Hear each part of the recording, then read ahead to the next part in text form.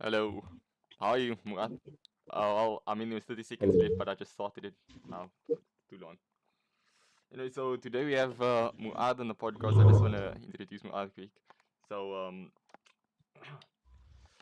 so today we genuinely have one of the most strongest human beings that I've met in the last year, and I don't mean Instagram strong.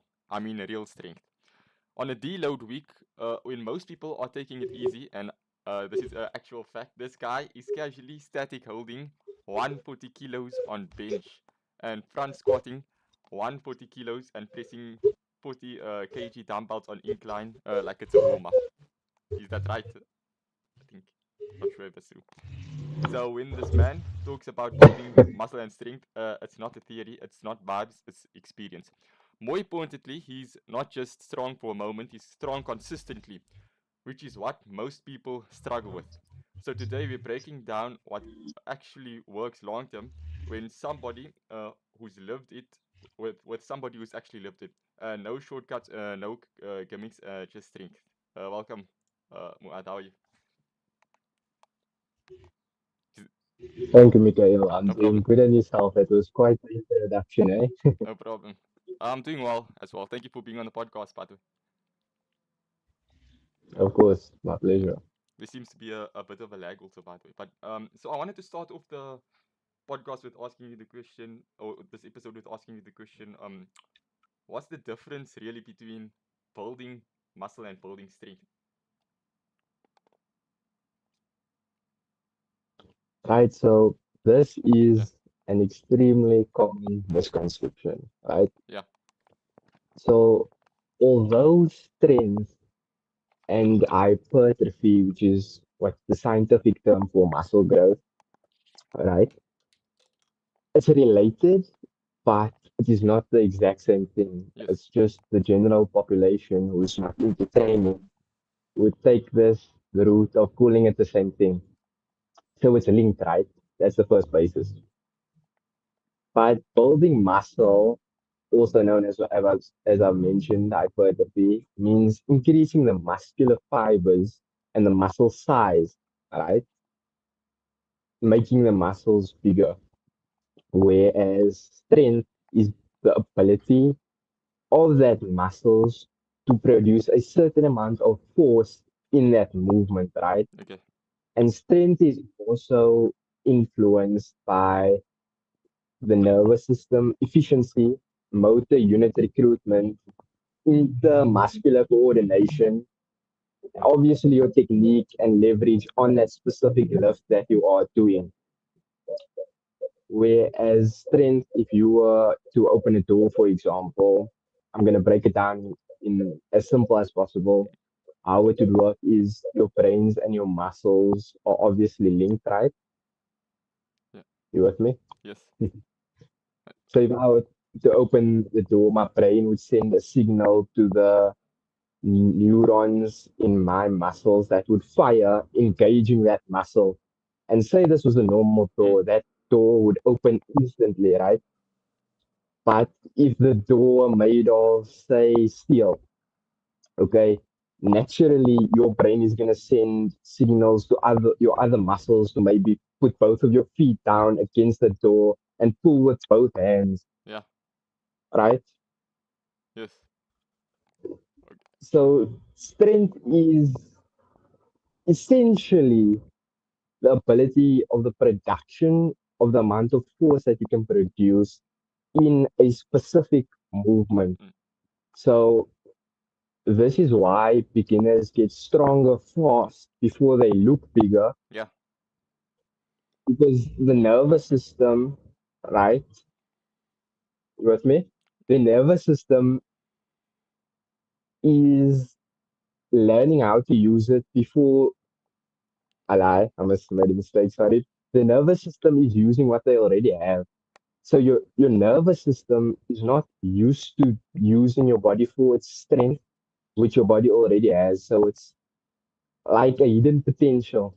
Once you start activating that potential, right, you're gonna click like this. Whereas engaging your muscles versus using your muscles for strength is slightly different. But the training for the two is, Different. yes, Okay. very quite Yes. different. The structure of your Mm. program is different. Different. But because they are so similar and linked, you can interlink the two and go for both. However, it's a big however, right? There's always a sacrifice of the one.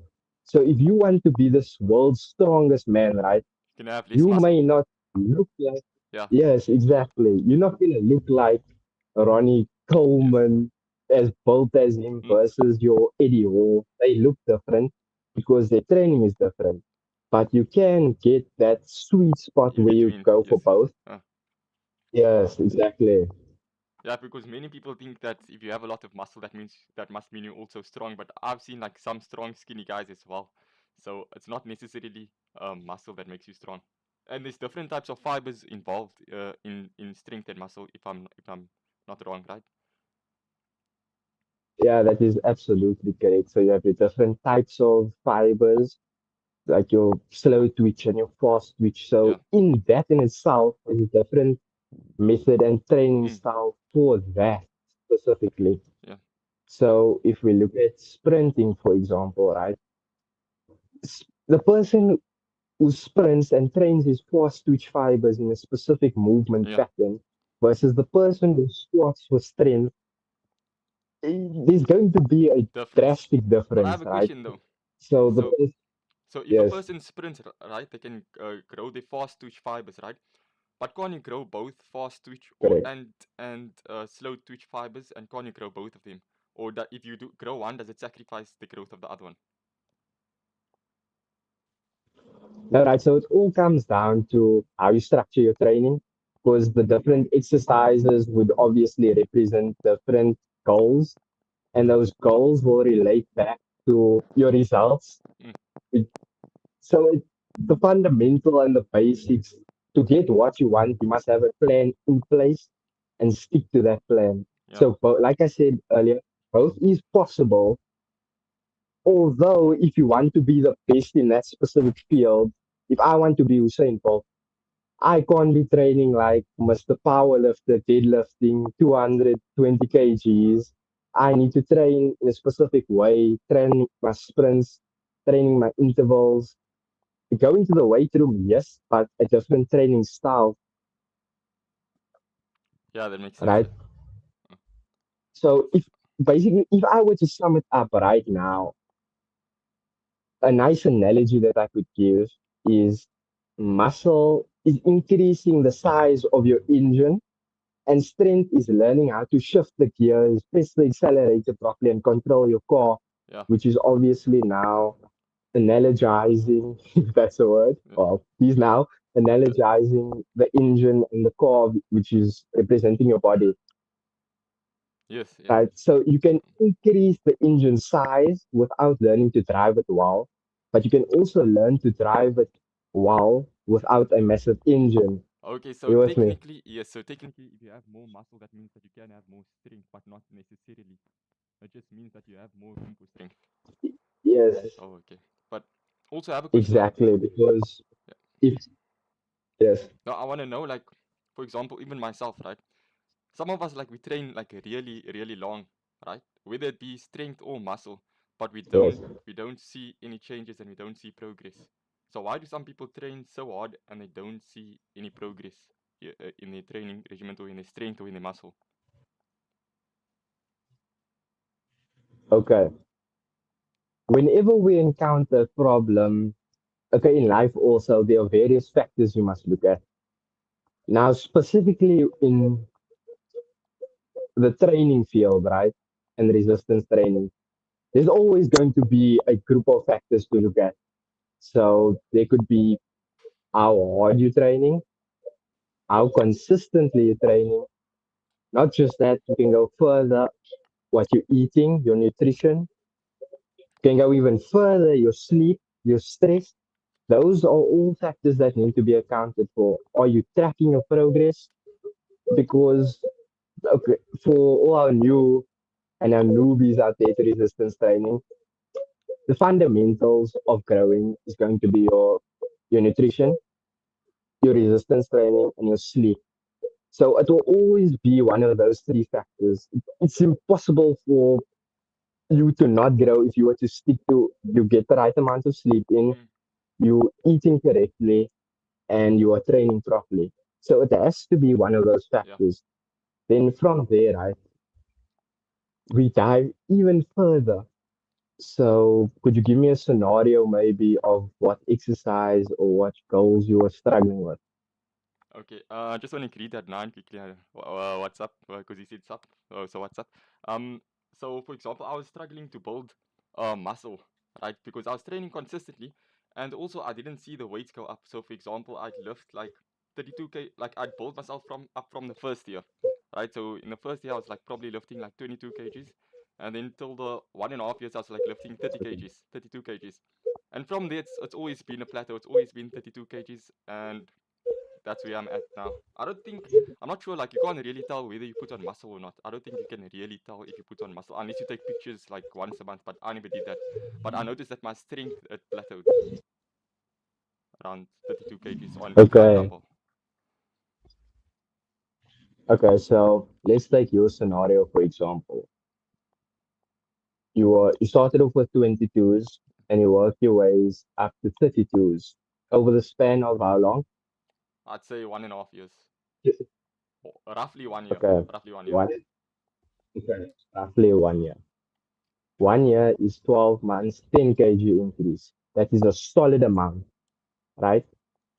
Now, from there, how long and where in that 12-month span did you notice that decrease and stagnantness that you encountered? I noticed that like I'd go up to 34, and then some weeks I'd be able to do like 6 or 7, and then I'd go back down to 32 because some days, some weeks I couldn't lift 34, and then I went back to 32, and it just stayed like that consistently. And it's the same with like every single weight, like whether I'm doing squatting, whether I'm Okay, doing benching, it's the same. So okay. So I'm pretty sure you're familiar with the terms bulking and cutting. yes, I think I should have bulked, but I think I was weighing the same as well, so I wasn't I wasn't really Okay, gaining so much. there we found the core, the heart Yeah. of the problem right there. So in order to progress, right? If you want to, it sounds like you are more going for so strength, if I'm not mistaken, I wanted to or have just over. Okay, I wanted to do hypertrophy and strength training. So I wanted a mixture of okay, both. okay. What's you? So you wanted to, okay. The goal was to increase the weight and thereby afterwards increase the muscle mass. Yes. So you can only increase the weight for a certain amount of time, right? Until your body's going to adapt. Because you said you are consistent. That is the number one factor. Before you look at anything else, that is your first go to. So we are going to go for your consistency is in place. Okay. That's checked off the box. Now, with anything you do, your body is going to adapt. Correct? Yes. Yeah. Your body will adapt. It's inevitable.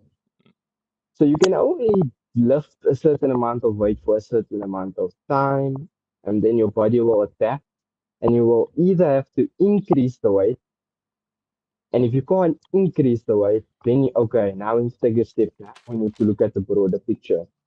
If we can't increase the weight, the only other option as to why that should happen, that should play on your mind is okay, I've been consistent. The weight isn't increasing. Now we move on to the next factor. Is my sleep in place? So was your was your sleep a solid and good amount of sleep between 6 and 8 hours for Some recovery nights I'd purposes? say I slept well, and then some nights I didn't sleep at all. Not at all. I'd say like 1 or 2 or 3 hours throughout the week. So probably 5 out of 7 days during the week Okay, I'd sleep properly. okay, right. So majority of your sleep was in. We could say 70 to 80% of your sleep is sorted, is healthy. Yeah. So now we look at the next factor, your nutrition. Were you in a state of a caloric I, surplus, which is yes, for our viewers out there, yes. is what is needed when you are bulking, whether you take a lean bulk or a dirty bulk approach. I Were you mean, in that state of lean bulk? I wasn't actually tracking, and also I was also busy with I was at that time I was doing boxing, right? So I was doing a lot of cardio because I had to run a couple of times during the week. So obviously I needed to eat more Yes. also. So I think the cardio is also affecting muscle strength um I, um and muscle growth. So I wasn't really tracking. Yes, well, you've just solved your own problem. Yes. So now we take that other factor of boxing into account, right? So in boxing, this is going to be your boxing. The boxing is going to split it out into different factors. Over here, we can look at this factor over here, right? So boxing, aging your other muscles, the training style is different. The muscles are going to be more fatigued. That's one. You're going to burn more calories. That's two. And the list can keep on going, right? So we would have to counteract just these two factors alone of you are supposed to be eating more already in order to progress, right? Yeah. So now, okay, now that pulls you back a bit. Now, on top of that, you're supposed to be eating more. You're burning more instead of eating more. So you've been pulled back already. Now that is pulling you further back. And you doing boxing fatigues your muscles even further. So that pulls you further back. So there's all these factors. And as I said in the beginning, you would have to structure your program around considering in boxing when your muscles are going to be tired, how much you're going to be eating, and so forth. Okay, yeah, I see my problem. Yeah, I think I need to fix that part and then maybe I could get back, but now I'm not lifting it. And also I have a question. So that is the nutrition side, right? What about the supplement side? Do Yes. supplements actually play a role in growth of muscle, and are supplements actually necessary? Or do you only use supplements after you reach a certain point of your journey?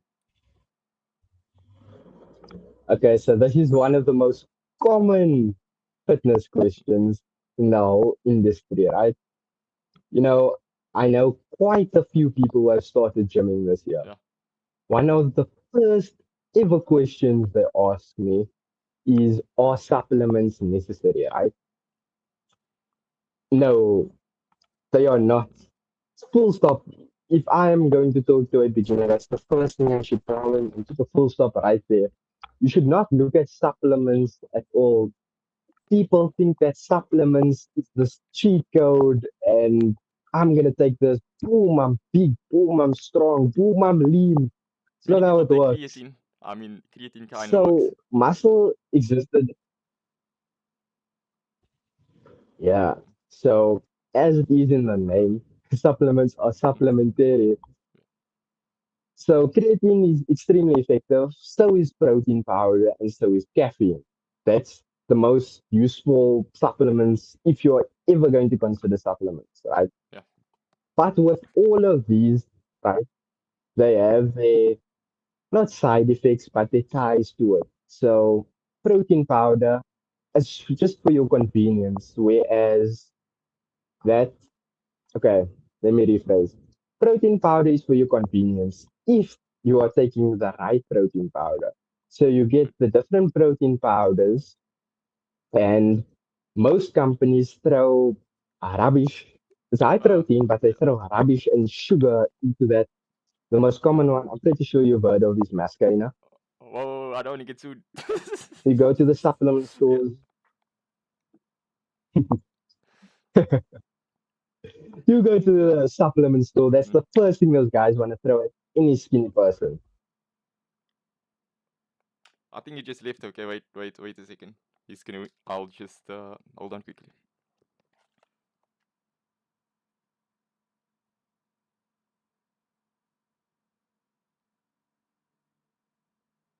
Give me a second. He's going to join back soon. I'll edit this after the live.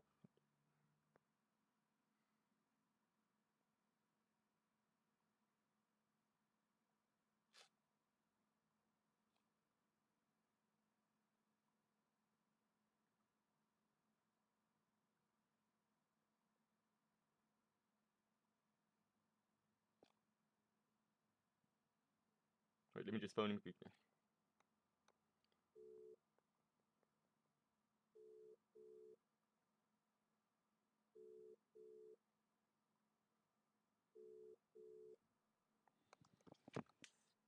Hello? You kind of left. I don't know what happened, but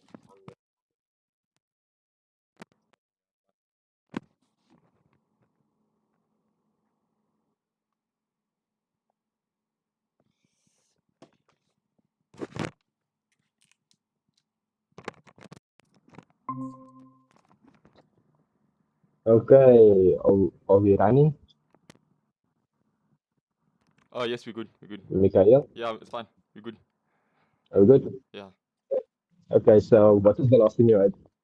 I think you were talking about supplements and protein powder and the right protein powder. That yeah, you Okay, told me. so the right protein powder. Yes. Right, so just a quick recap. I don't know what cut out. Mm. So we have different types of Yes. protein powder. And generally, the first thing, as soon as you walk into that store, that's the scheme that clicks. They try to sell you the mass gainer if you're skinny. And This US. is Okay, the let's not. most common Yeah. example. Okay. So in that mass gainer, yes, it's high in protein, it's solid, but as high as it is in protein, they throw sugar in, they throw rubbish in, right? And I was busy relating my story as it cut off. So I started gymming at the age of 14 and I put in all my research before going to that stores. Mm. And one day we go into the store, right, with my parents at the time because I was 14. The guy is double my age.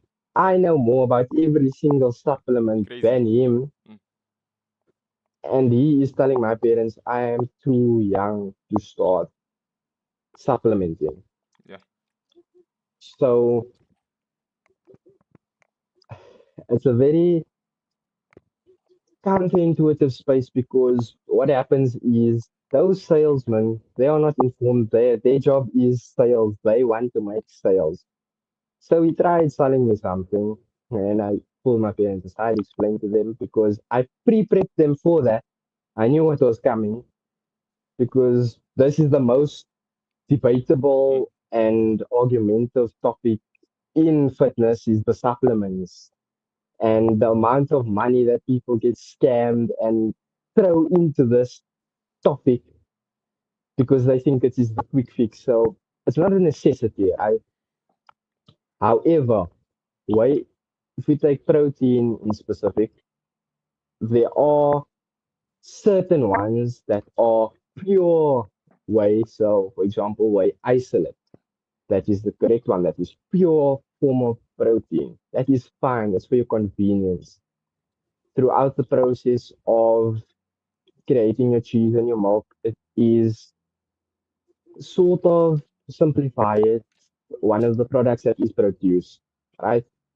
So it's fine to supplement depending on your reason for supplementing, but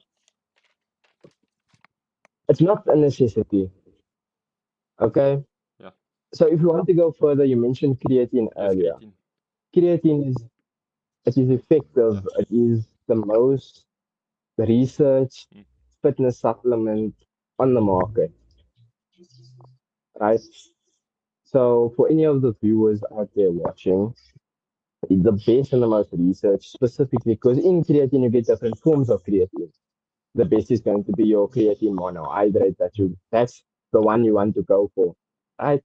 But even in that, there's ties to it in itself. It's not necessary because in fact, this is my advice I give to anyone when they ask me specifically about creatine is don't take it because when you start, right, you have what you call a period of newbie gains, which is where you make your most amount of gains you'll make. And over time, naturally, your body will adapt, get used to it, and you will see the progress decrease over a longer period of time. So the most amount of gains you'll make would be in the first 3 months of you gymming, obviously consistently. So the progress you'll see in 3 months is like this. Then it will narrow out And eventually you'll get to a point when you say, okay, look, yeah, supplement. It's recommended, your body is adapted. Maybe you want to go professional or you're chasing that weight and you can't reach it, and you need help with recovery. Then again, we can go on to the other one out of the three that I've mentioned of caffeine, protein powder, and creatine, right? Those are the most useful. Caffeine. Now, again, not a necessity. It gives you that energy boost, that optimizing effect is what caffeine is, right? But my argument is always make sure that you don't get addicted to it. Make sure that you don't depend on it because most people in the gym they need that caffeine, they need that scoop, that boost in order to jump because it becomes addictive. But that's an opinion, right? Because there's the other side of it as at least you are in the gym because of that caffeine, right? So everything is else besides those three is marginal. Jeff Niff, Jeff Nippert puts it nicely, right? He Nipples. says, Jeff Nipples. So he says supplements are the last 5%, not the first 95%. You still need to put in the work. You need to eat clean. You need to make sure you recover properly. Those are the fundamentals and the basics. And what you eat, it, it comes before your supplements. The supplements are the last thing you look at. Okay, yes. So say for example, like a person has everything dialed in, right? So they have their nutrition dialed in, they have their sleep dialed in, but now they only have 4 days a week, or another person has 6 days. What program should they focus on specifically, or what should they focus on specifically to build the maximum amount of muscle or the maximum amount of strength? Okay, so we're gonna work with you said 4 days, right? For if a person, one person has 4 days and another person has 6 days. So should the person that has like 4 days focus more like compound movements, and the person that has six, should they focus like on isolation movements more? Okay. So how you structure your split should be based on your goals, whether you're going for strength, hypertrophy, or cardiovascularity, right? So, in terms of the bodybuilding space and your hypertrophy gains, and also actually in terms of your strength, there's a certain amount of volume that you need to eat. It's essential for the maximum amount that you will be able to produce, whether in the form of increasing your muscular fibers, that is putting on more muscle, or whether you want to increase more strength.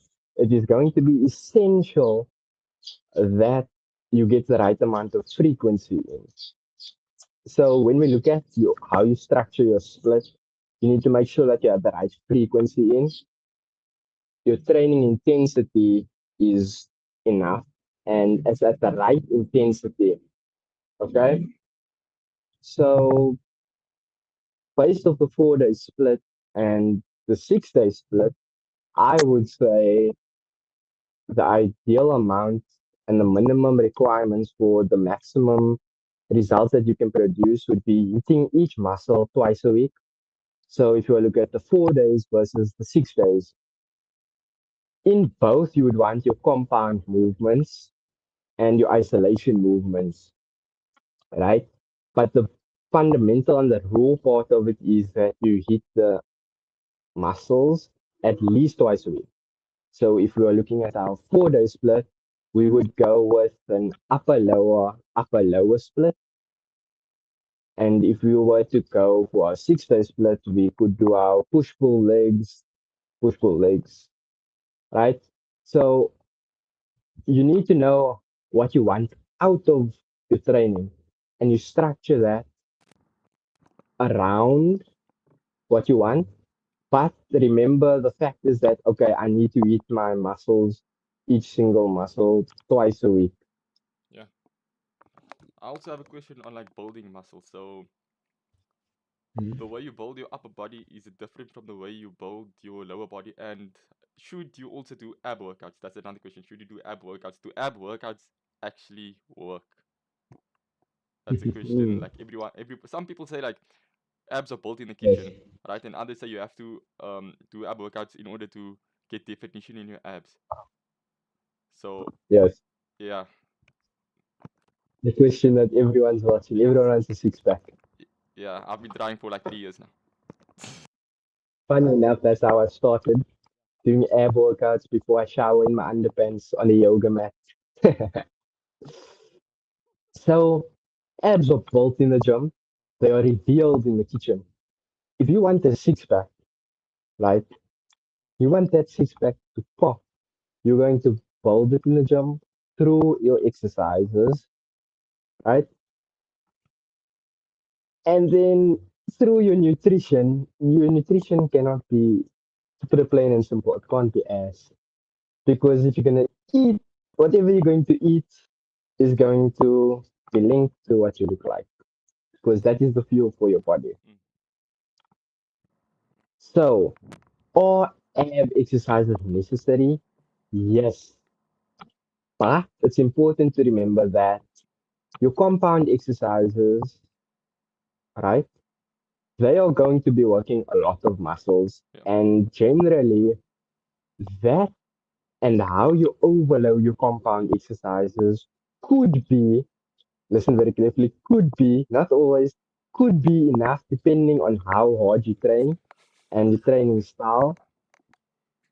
That could be sufficient for you to have popping abs, right? Mm. Provided that your nutrition is on point.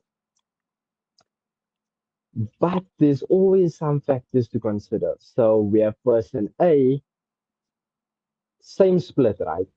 But he goes hard on his compounds, pushes nearly every set of failure. His whole body is shaking as he's squatting and racking that bar. As he's benching, his abs are contracting. In in that in itself, you are training your abs, right? And that would be more direct workout than person B who's same split, but he's not pushing till failure. He doesn't feel every single inch of his body push that weight up, and his abs do not contract as Mm. much. So it depends. That's the answer. It's open ended. But in terms of is it 100% gym or 50% nutrition? Both are essential. Okay. And what about upper body and lower body? So do you train your upper body different from your lower body? Like, should you focus more on hypertrophy on the upper body, and then the lower body should be a mixture of strength and hypertrophy in order to get the most muscle gains and strength gains? So ultimately, right, it depends on your goals, what you want to achieve. Maybe you're chasing that. Okay, hold on, he left again. I'll just ask him quickly.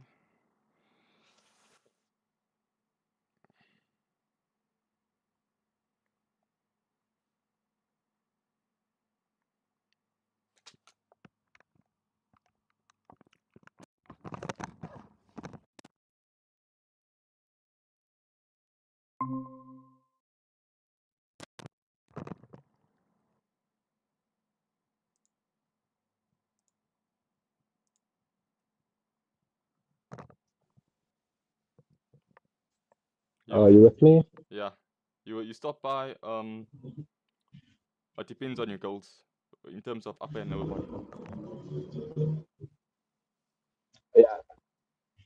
So it depends on your goals, right? If you want to squat that Yeah. 140, that 120, that 180, if your goal is strength, then your training style will vary. But and it can be different for every person, right? Meaning, for example, where person A and person B was, you have your essential, your advice that everyone must follow the rules, but the one thing you must remember is everybody's body is different, but you can't use that as an excuse. So you have people. Ah, no, my body is different. It doesn't react like that. No, maybe you're just not training hard enough. You have to go through that list of factors. So ultimately, it comes down to your goals. Do you want to look better? Do you want to look more muscular, more lean? Or do you want that big lift? Or do you want that sweet spot where you have more or less both? Yeah. Because then Okay. you would adapt your training Yeah. style around that. You also mentioned about you're not training hard enough, right? So how would a person know whether they're training hard enough, but not too hard, because there is such a thing as overtraining. So how would a person know if they're Okay, training hard so enough? Like, would their muscles be sore, or like what sign would they be? so true and proper overtraining is extremely rare. Yeah. Let me just put that out there. Yeah. You look at high level fighters, right? They are training twice, thrice a day, right? You think that you are training harder than them and you consider yourself overtraining. It is, then again, whenever we encounter a problem, we then look at that list of factors, right? So it's going to boil down eventually to 99.9% of the time under recovery. That is extremely common. So the symptoms would obviously feel like constant fatigue, poor motivation, being sleep deprived. Maybe your strength is stagnant or it's just at a loss. Maybe you have mood changes. So most people don't need less effort. They need better sleep and food. But then again, it all depends on that factors. So that's going to be like our base model that we're going to run to whenever we encounter a problem, Yes. because the majority is a recovery issue. If you're not sleeping properly, if you're not getting your sleep in, you can't argue that I'm overtraining. No, you're under recovering. That's very smart. You're not overtraining. You're under recovering. Under recovering. Yeah. Yes. Yeah. But how also, like, would you know, like, you're training hard enough? How would you know that you're training hard enough? So one of the most debatable topics also is, I'm pretty sure you've heard of it, the debate of taking your muscles and your sets, all of your sets for failure. Yes, I've heard that. Have you heard of it? Yeah. Okay, just hold on quickly.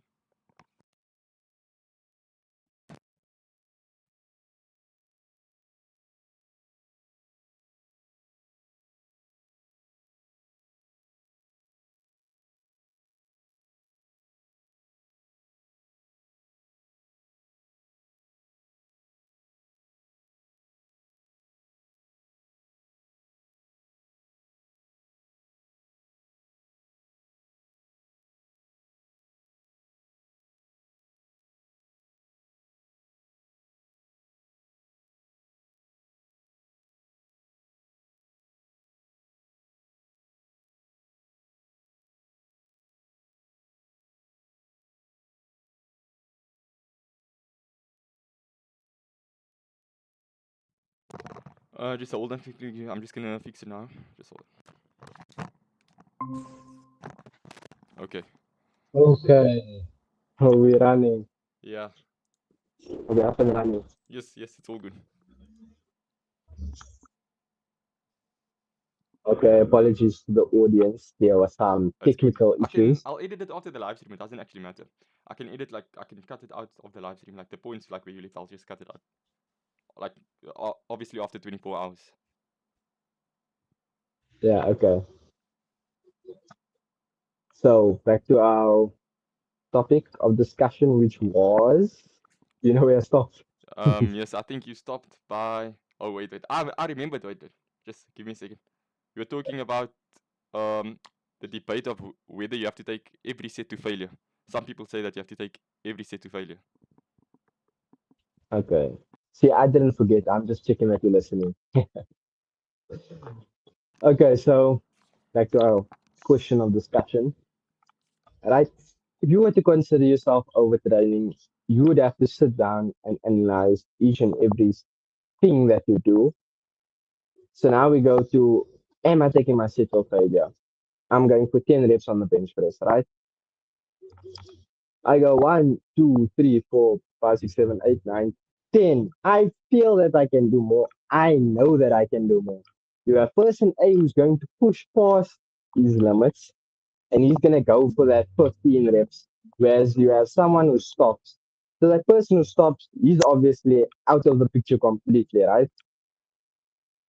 Then after that, you have people who are in the middle who just about like sits to just below failure, where they leave 2 to 3 reps in the tank. Now, I'm going to throw in a Sam Sulek quote over here. I would rather train and push myself too far, right, than Mm. not far enough. So if you never train to failure, you are never going to know when that point in failure is because your mind would give in before your body does. Yeah. So bouncing back to the question of how do you know that you're overtraining, your body will tell you. You will know very much if you're overtraining, Mm. but you need to look at those other factors. Is it overtraining or is it Laziness. under recovery? Yeah. Yeah. That also. Yeah. Are you just calling it that? Are you making an excuse up for yourself? Because that in itself is the most broad and most common thing that each person who starts fitness faces. That's why you have coaches. If you need to lose weight, you know you need to move more and you need to eat less, right? Mm. But why do coaches exist? They'll give you that structure, but you can go find that structure anywhere. It comes down to the accountability and you actually just putting in the work. What is different from you versus the guy with the six pack? That's good. He put in the work, right? Maybe there's a genetic difference, but genetics only go so far. Yes. However, there are exceptions to the rule, but exceptions don't disprove the rule. You with me? Yes. So has that answered your question? Yeah. You mentioned genetics also, and I think that's a major part in people building muscle because many people they compare Yes.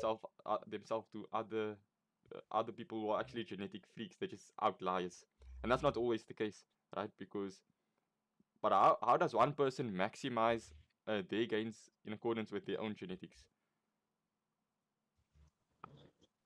Okay. So this in itself, whenever we touch on fitness, what do we look at? The variables, the factors. So the first thing is everybody's body is different. That's one thing to consider. Then we're going to look at our other factors, our basics, our fundamentals. Are we sleeping properly? Are we training properly? And now training properly can mean very different things. Okay, you're pushing hard enough. Okay, you're consistent, but you can't stick with the same split for 10 years unless maybe that's just how your body is. Because now variable and factor one of everybody's body being different is gonna come into place. So you need to stick to the basics and figure out what works for you and your body, right? But you must at the same time you need to make sure that it's in line with the basics and then you can experiment from there. But you can't now be Mr. Smo Joe trying to be the know-it-all and you want to jump from 20s to 40s in a span of a day. You're obviously gonna get hurt. That's Unless you obviously like on not the steroids or case. something. I mean, then it's Doesn't possible. sound yeah. Just joking. Stay away from that. That in itself is a topic that can be discussed upon for hours. Steroids. How do I know when to take steroids though? Like if my genetics, like then when should I give up? That's something you can't even look at. So when to give up? First of all, you shouldn't at all. Don't give up because you. yes, okay. The most, the best example I can make is you get one of the diseases. I'm pretty sure you heard of gyno. I'm pretty sure Yeah, you've heard of another one, pectus externum, if I'm not mistaken, yeah, where your chest is basically like your chest isn't round and there's a not a hole, but it looks like there's a hole in the middle of the chest, right? You training hard and you being muscular and built and strong, right? In you versus the one case of you training hard, eating properly, fulfilling that goals and chasing that goals, versus you who just blamed your genetics. Say you're going to be the skinny, scrawny person and you're going to have goals versus being a muscular, strong person with that problem. So training hard and training properly is always going to be better than giving up and not training at all. Would you rather be right, jacked, strong, and ripped with no nose, or jacked, strong, and ripped with a nose? Right? with the nose, I guess. It- it- Yes, I wouldn't want a nose. exactly. Yeah, You wouldn't want to be jacked, strong, and ripped. So training hard is all and eating properly is always going to be there. yeah. So we've been talking a lot about training, right?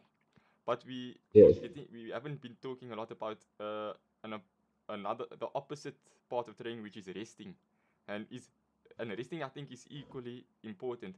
So how important is rest compared to training? And also on the topic of rest, should you take deload weeks, and after how many weeks of training should you take a deload week, and what's the benefit of a deload week? So the question is about rest, and then after that it's about deload weeks. Okay. So, how important is rest compared to training? So, let me give you a simple explanation of how muscle is actually built. So, you go to the gym, you doing your bicep curls. What happens to that bicep, right? When you do those bicep curls and you push till failure, maybe you reach failure, maybe you don't, but you're pushing extremely hard. All the variables are being in place and you're doing everything correctly. You doing that bicep curls breaks down your bicep, right? And the muscle is actually built not in the gym, but when you recover and sleep. So you eat the right and adequate amount of protein, you've broken down your muscles. Now you go to sleep and you rest. That is when the protein synthesis actually comes into play, and now your muscles start becoming repaired, but it becomes bigger because that has been broken down. The protein and amino acids are in your system and you are recovering properly. So training breaks the muscle down, rest builds it back bigger. Growth happens when sleep is adequate, stress is managed, calories are sufficient, your protein is in, but no recovery means your body's not going to adapt, right? And then we get on to, you mentioned deload weeks. So, yes, that is important. It's not, okay, it's arguable whether it's essential or not, but it's very good to take a deload week. Some people even come back stronger after a deload week. And Yes, then I you're like, understand. Yeah, what did he do in a week? He wasn't that jump. probably took steroids. Yeah, that's your assumption. And the first thing you think, right? But it's actually the opposite. Instead of doing more, you did less. So sometimes your body just needs to rest and recover, and you need that in play because now your body's not used to that. Your body's used to each time you pumping, you going hard, you exerting your force as much as you can, and you're pushing past your limits. But your body's been used to that for a certain amount of time, right? Which is where your other question comes into play of how often should you take a deload week? So you can't now come and do the opposite of now you want to, okay, Worked out for 2 weeks, I pushed myself, I deserve a deload week. No, it comes after a certain amount of time, and I would say it's based off actually how you structure your split, because that is extremely underrated, especially when you're starting. The importance and the structure of how you structure your split. Your split is your workout program, for those who are unaware. Yeah, so that wraps up that question. What's So next? I've like a very technical question. You've been mentioning sleep a lot and how important sleep is, but is all 8 hours of sleep actually quality rest? Say, for example, I've heard that the best sleep you can get is at 11 o'clock. Like, I've listened to another podcast, I think, because Andrew, the best sleep you can get is at 11 o'clock, right? Because I don't know, I think it's the deep rest, the best deep rest, and I think that's where muscle builds, if I'm not mistaken. But how would you compare a person who sleeps, like, say, they go to bed consistently at 11 o'clock and they wake up 7 a.m., compared to a person who goes to sleep one day 11 o'clock, then 7, and then another day 1, and then he wakes up 9, and then another day he goes to sleep at 2 and he wakes up 10 o'clock? Is there, would there be a difference? Yes, because the quality of your sleep of someone who is in a consistent routine is going to be superior, because now your body can actually adapt and get used to, okay, we're going at this time, off mode. We're going to get quality sleep. We're not going to wake up to this, and this, then go back to sleep, because your body is just going to adapt better to it, right? And therefore, that would overpower low quality sleep, because your body is adapting much better. Are you with me? Yes, I see. Okay, so I think we touched a lot of things. I just have a couple of side questions. Um, Yeah. a couple of common myths. So, do lighter weights tone muscle? Okay. What do you think? I'm curious to hear your opinion. Um, I don't know. I think they build endurance, right? And I've heard like cardio kind of tones you down when you're cutting, or something along those lines. But I'm not entirely sure, so I'm curious to know if like lighter weights do tone muscle. I don't know. I'm not sure. To Okay. So toning, it's a very overused and term that people just throw out there, especially people who have minimal knowledge in the resistance training space, right? I remember I used to have a friend from high school who actually he was a soccer player, but he went to the gym now and then, and he would say, "Yeah, I'm just doing this for toning." So it's either you're going to be building muscle, you're going to be losing fat, or maybe some people want to throw in that term as a synonym to losing fat, because that losing fat is going to obviously take the fat off and show that lean muscle that you actually have, and is underlying that fat. So once you take that fat off, then it will push out the muscle. But the only way it's still you stick to your basics and your fundamentals and your variables is if you're going to be taking those light weights and you're going to be pushing it close to failure. Yes, you could call it toning, but you must also remember generally your higher reps, if you want to put it like this, your higher reps is going to burn more energy, therefore losing fat. And at the same time, you're going to bring that muscle and grow that muscle, because, and having that, you take that to failure. So it's basically just going to failure that while tones your muscle, you'd say. Just taking everything to failure. But it also depends on the reps, right? Wouldn't it depend on Yeah, the it reps? depends on the reps. You can't call it toning if you're not eating properly. If you're going to eat KFC. Okay, not KFC. We boycott There's protein KFC. in KFC, though, and boycott KFC. But I mean, there's protein in KFC. Is there not? The- Is all Yeah, protein but the same? Is all protein sources the same? That's what I want to know. okay, all proteins the same. First time I hear that question.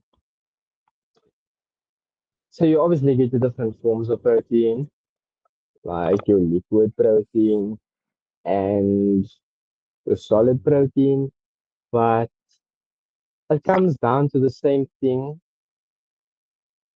Then again, you get what you would call, how do I put this in a way that is non-technical for our viewers over here?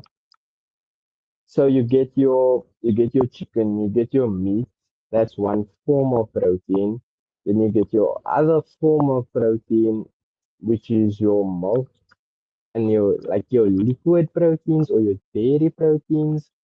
But it's still protein. So if you were to look at the macros of it, right, it's not really a different kind of protein, but the macros and the nutrients in it is going to be different. So, for example, the amount of fat, protein, and carbohydrates that is in your chicken and your meat versus your milk. Although your chicken and your beef and your meat is going to be solid protein and more protein in your fats and carbs, if you look at milk or you look at cheese, the fat content is going to be higher. So there's not necessarily a difference between the kinds of protein, but the macros are different, but it's not a different kind of protein, Yeah, if that makes but sense.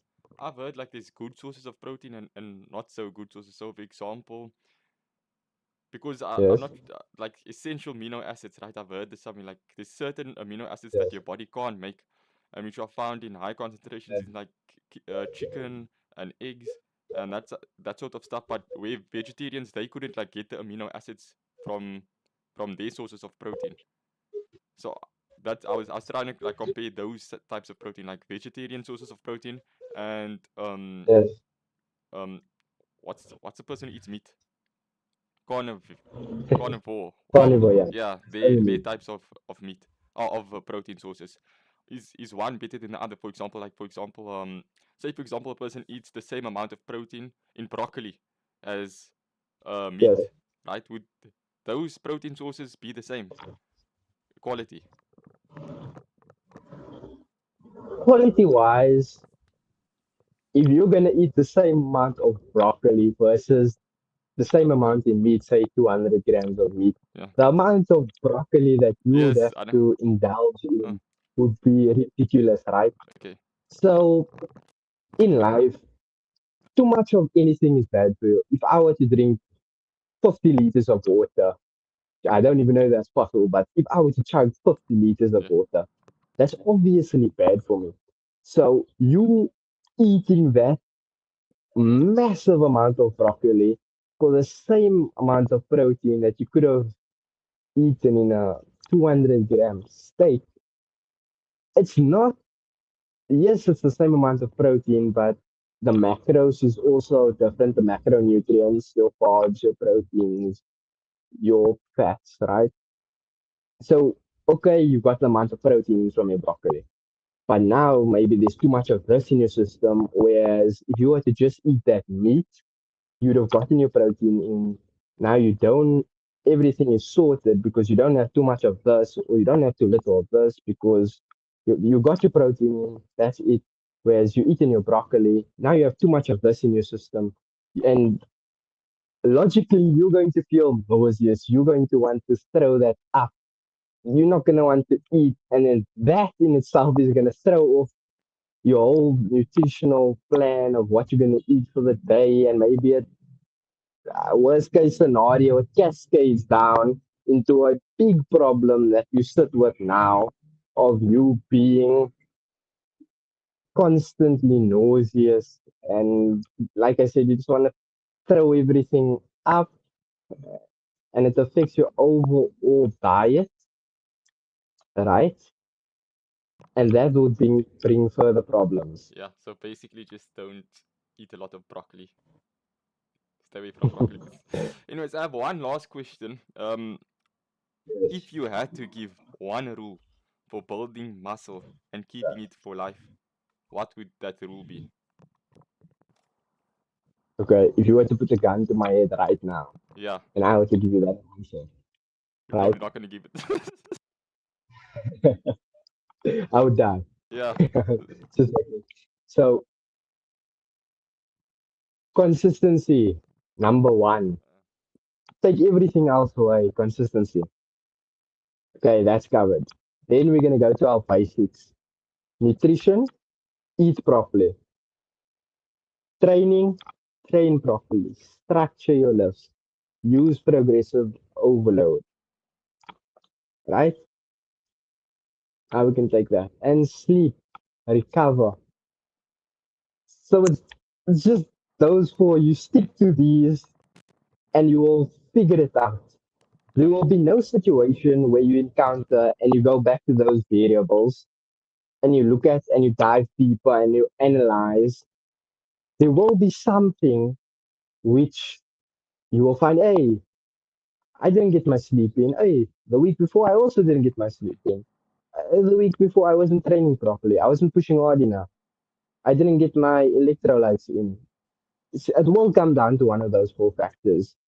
And that's all I have to say. Stay consistent. Make sure your nutrition is in check. Train properly and recover properly. yes. Well, I think that was very informative. Thank you, Muad, for being on the episode. I appreciate it a lot. Thank you, Mikael. Yeah, for Oh, hosting.